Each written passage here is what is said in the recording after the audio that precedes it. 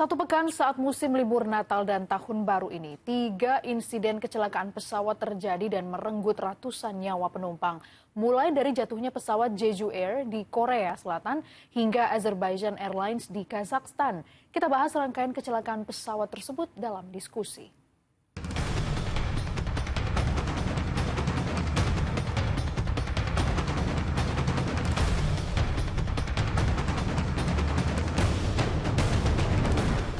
Satu pekan saat libur Natal dan Tahun Baru ini, ada 3 insiden kecelakaan pesawat terjadi dan merenggut ratusan nyawa penumpang. Jeju Air mengalami kecelakaan di Bandara Muan. Ada Air Canada yang juga bermasalah saat mendarat. Dan yang terakhir, Azerbaijan Airlines yang diduga jatuh karena ditembak sistem pertahanan Rusia. Kita bahas 3 kecelakaan pesawat dalam sepekan di diskusi kali ini. Jeju Air yang membawa 181 penumpang dan awak pesawat mengalami kecelakaan di landasan Bandara Muan, Korea Selatan.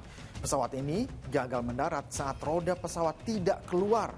Pesawat Jeju Air akhirnya menabrak dinding pembatas di landasan pacu, lalu terbakar hebat. Jeju Air terbang dari Bangkok saat penumpang kembali ke Korea Selatan usai berlibur Natal. CEO Jeju Air meminta maaf atas kecelakaan yang merenggut 179 nyawa penumpang. 무엇보다 이번 사고로 인해서 유명을 달리하신 탑승객분들과 유가족분들께 깊은 애도와 사과의 말씀을 올립니다. 현재로서는 사고의 원인을 가늠하기 어렵고 관련 정부 기관의 공식적인 조사 발표를 기다려야 하는 상황입니다. Beberapa pihak di Korea Selatan menduga kecelakaan Jeju Air terjadi karena menabrak kawanan burung. Dugaan datang saat 3 menit sebelum mendarat, petugas menara pengawas bandara memperingatkan ancaman tabrakan dengan kawanan burung. Lalu, pilot mengirimkan sinyal Mayday 2 menit sebelum kecelakaan terjadi.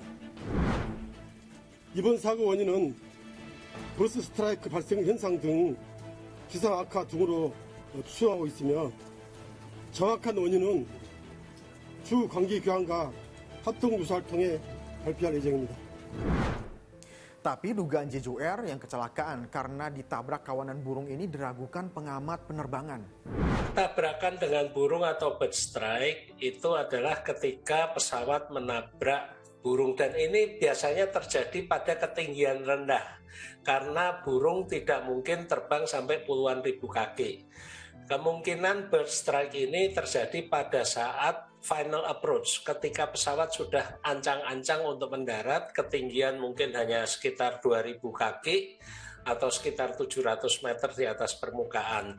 Tapi bird strike sendiri tidak akan mengakibatkan pesawat kemudian mengalami kecelakaan seperti itu. Kalau bird strike itu yang berat itu adalah ketika burung itu menabrak kaca kokpit sehingga pilot tidak bisa melihat. Kedua adalah ketika masuk ke mesin, sehingga mesin itu tidak berfungsi dengan baik.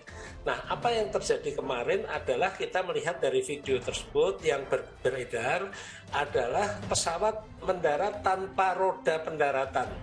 Kemudian juga konfigurasi sayap, flaps itu tidak turun. Nah, bird strike pada umumnya tidak akan menyebabkan kondisi seperti itu. Otoritas di Korea Selatan masih mendalami penyebab kecelakaan Jeju Air. Yang paling terlihat dalam video yang beredar, sejauh ini roda pesawat tidak keluar saat mendarat di landasan bandara. Tapi yang bermasalah dengan roda pesawat tidak hanya Jeju Air. Air Canada juga mengalami masalah dengan roda saat mendarat beberapa jam sebelum Jeju Air kecelakaan. Pesawat Air Canada Express mengalami kecelakaan saat mendarat di Bandara Internasional Halifax di Stanfield pada Sabtu waktu setempat. Saat melakukan pendaratan, tiba-tiba roda pesawat mengalami gangguan hingga menimbulkan percikan api. Pihak maskapai menyatakan Air Canada Express mengalami masalah pada roda. Tidak ada korban jiwa, seluruh penumpang berhasil dievakuasi tim penyelamat bandara. Kalau kecelakaan pesawat yang satu ini yang paling kontroversi penyebabnya. Azerbaijan Airlines yang jatuh saat Natal lalu dan menewaskan 38 orang. Diduga jatuhnya karena ditembak rudal Rusia. Penyebab jatuhnya Azerbaijan Airlines menuai sorotan karena Presiden Azerbaijan menyatakan pesawatnya ditembak oleh sistem pertahanan Rusia. Buktinya juga ada beberapa lubang yang ditemukan di badan pesawat. Presiden Rusia Vladimir Putin sempat meminta maaf kepada Presiden Azerbaijan. Tapi dalam percakapan itu Putin tidak secara gamblang mengakui rudal Rusia telah menyebabkan pesawat jatuh. Tam açık aydın diyebiliriz ki Rusya tarafından terör vuruldu. Bak, bu faktır ve bu faktı hiç kimse alabilmez. Yine de biz demiyoruz ki bu qəsdən edildi ama bu edildi. Yang sempat disorot netizen dalam kecelakaan pesawat Azerbaijan Airlines, selain 38 penumpang yang tewas, ada 29 penumpang lain yang selamat. Korban yang selamat rata-rata duduk di kursi bagian belakang.